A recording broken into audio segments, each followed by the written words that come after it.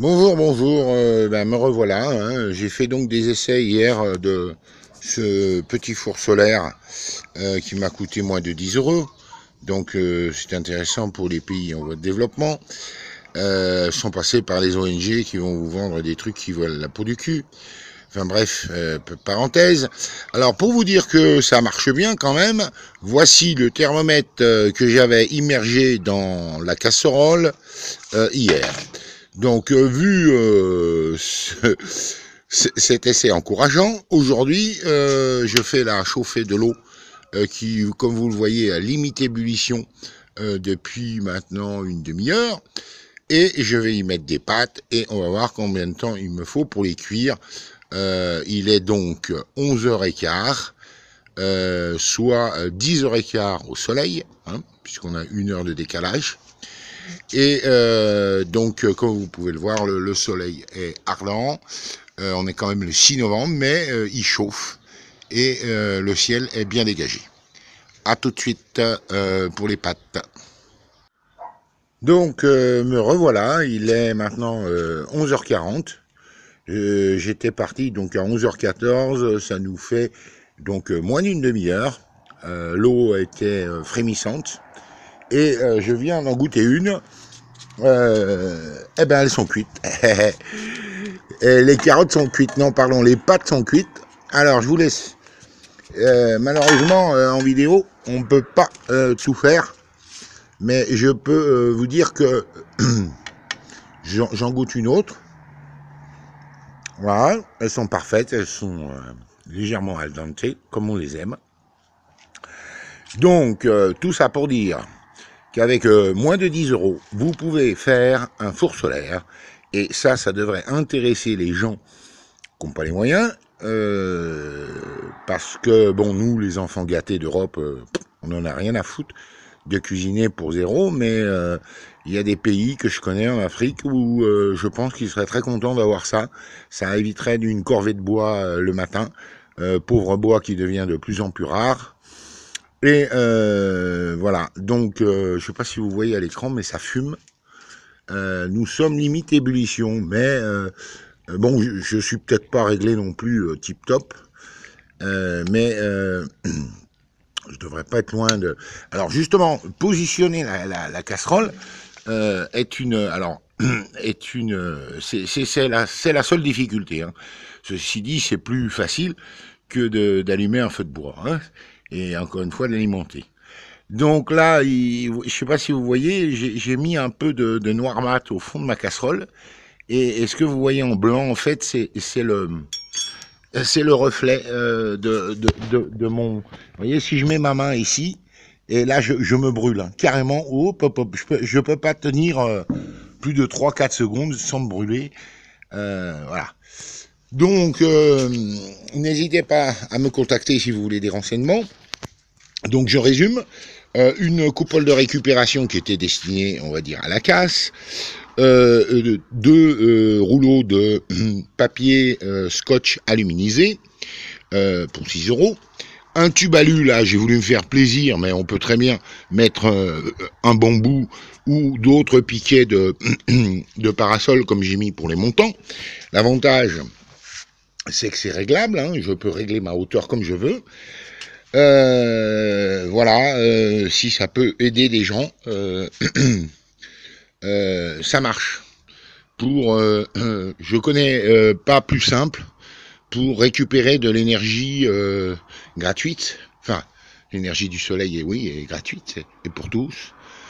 Le moindre des panneaux solaires, c'est une centaine d'euros. Là, pour 10 euros, moins de 10 euros, vous avez une cuisinière au soleil. Alors vous allez me dire, bon bah encore faut-il du soleil. Bah oui, mais la misère est plus facile au soleil, hein. Vous connaissez la chanson. C'est bien pour ça que je suis au sud de l'Espagne, figurez-vous, parce que je vais faire des économies de chauffage cet hiver. Sans compter qu'il faudra un petit appoint quand même. Et là, j'ai de bonnes idées et je vous donne rendez-vous à bientôt pour justement voir tout ça. Je vais faire spécialiser une chaîne, on va dire, énergie propre et presque gratuite. Voilà. Alors, petit complément, j'ai donc égoutter mes pâtes, et comme je trouvais qu'elles étaient pas très chaudes au final, puisque j'ai mis de la sauce tomate froide et que j'ai rajouté du gruyère, je remets le tout sur le four, hein, avec un couvercle. On va voir, là on va dire c'est la version petit four. Et vous pouvez voir aussi sur le bouchon que je viens de poser la pince qui me servait de calage. C'est du plastique. Et vous voyez un peu comme il a fondu, ce qui prouve quand même l'énergie développée par ce type de four. Il faut plus dépasser largement les 100 degrés pour obtenir ça. Voilà, donc j'attends que mon gruyère fonde et je mange. Et il sera même pas midi, ce qui est très tôt en Espagne puisqu'ils mangent habituellement vers 14 heures. Voilà, à tout à l'heure. Bon, poursuivons l'expérience. Alors, mes pâtes étaient bien bonnes. Maintenant, ce qui m'intéresse, c'est de savoir quelle est la puissance de ce four. Donc, voilà ce que je propose comme expérience.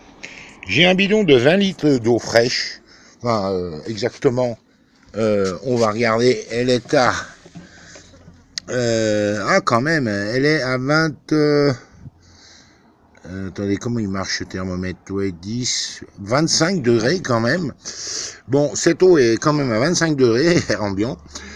Et je la fais passer via un moteur, un petit moteur, une petite pompe électrique, pardon, 12 volts.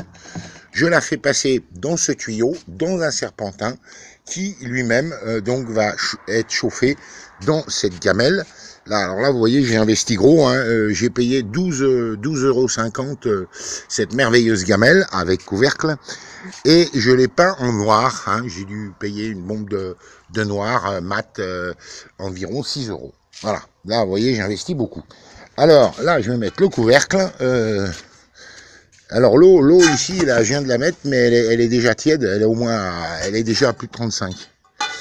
Je ferme mon couvercle approximativement, hein, je pourrais faire mieux, je pourrais faire des trous dans le couvercle et passer mes tuyaux pour avoir une étanchéité au niveau de cette marmite. On va appeler ça un capteur d'eau chaude. Bon, alors, là, il me reste plus qu'à noter l'heure. On était à 13h31 quand j'ai ouvert cette vidéo, je l'ai même pas à l'écran. Je mets en route donc cette pompe en mettant ce fil. Ah, c'est pas pratique d'une main, hein. Donc je suis obligé de lâcher les deux mains. Voilà. Hop, j'ai mis en route ma petite pompe. On l'entend. Je sais pas si vous l'entendez ronronner. Oh pardon. Là j'ai oublié le retour. Voilà, j'ai dû gaspiller un verre d'eau. Voilà, donc le système est en route. On va voir dans 1 heure environ quelle température sera l'eau. Bon, ceci dit, le bidon chauffe aussi un peu, hein, mais tout ça, c'est approximatif, c'est pour avoir une idée.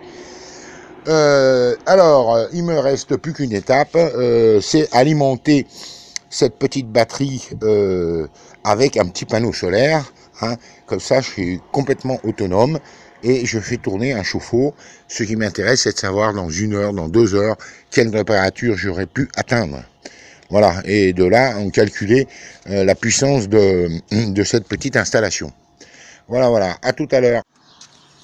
Bon, nous revoilà, il est 14h22, donc un peu plus d'1 heure, notre installation tourne. Il est temps de regarder quelle température nous avons dans notre bidon d'eau. Alors pour ça, ben, je vais couper ma pompe là provisoirement. Voilà, c'est fait, j'ai coupé. Je suis obligé de retirer le tuyau de retour pour sortir mon thermomètre. Et mon thermomètre, il me dit 30... oula, ça baisse vite dès qu'on sort.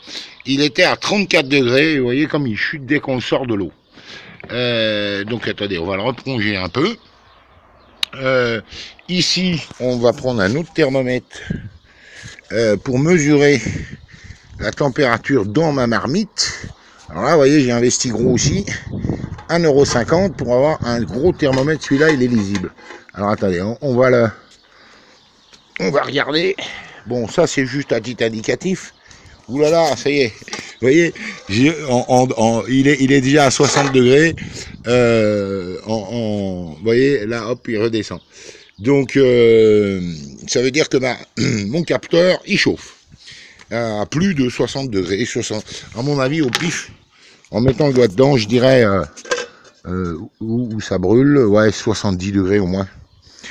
Donc, maintenant, on va regarder à nouveau dans le bidon à combien on est.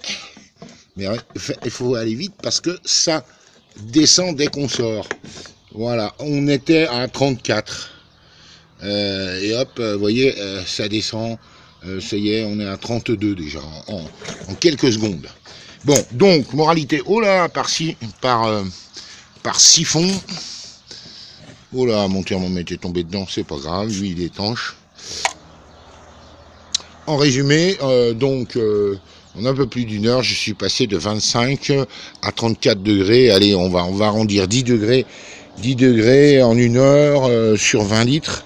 Tout ça, on va le calculer.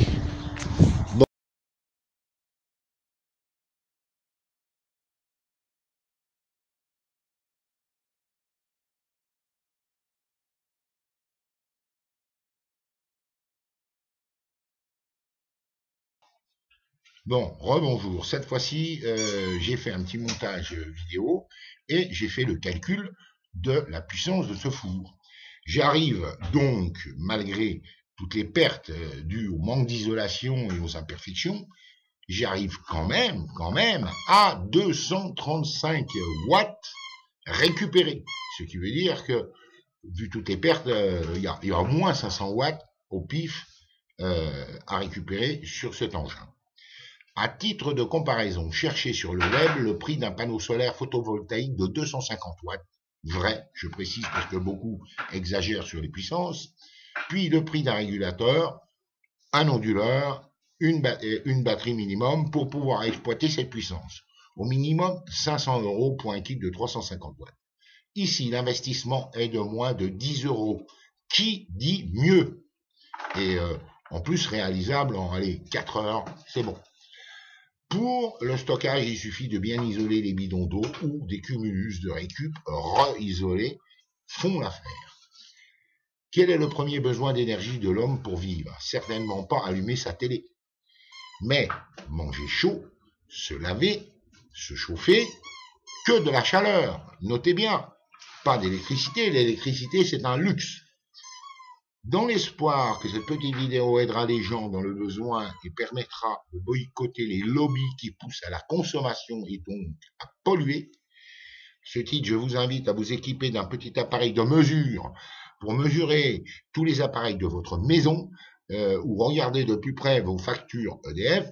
Vous allez voir les watts et les watts que vous consommez, c'est de la folie. Bon, et ça sous-entend des centrales nucléaires à gogo ou des milliers et des milliers d'éoliennes ou panneaux solaires. Bon, enfin bref, la première chose à faire, c'est quand même de réduire sa consommation. Bon. Pour me contacter, c'est donc Frédéric Pignet, email fpignet@gmail.com. D'autres vidéos pour l'autosuffisance bientôt. Vous verrez, j'ai d'autres idées tout aussi intéressantes pour avoir de l'énergie quasiment cadeau. Voilà, à très bientôt. Merci de partager cette vidéo parce que vous savez comment ça marche le web. Enfin bref, allez, à bientôt et merci de m'avoir écouté.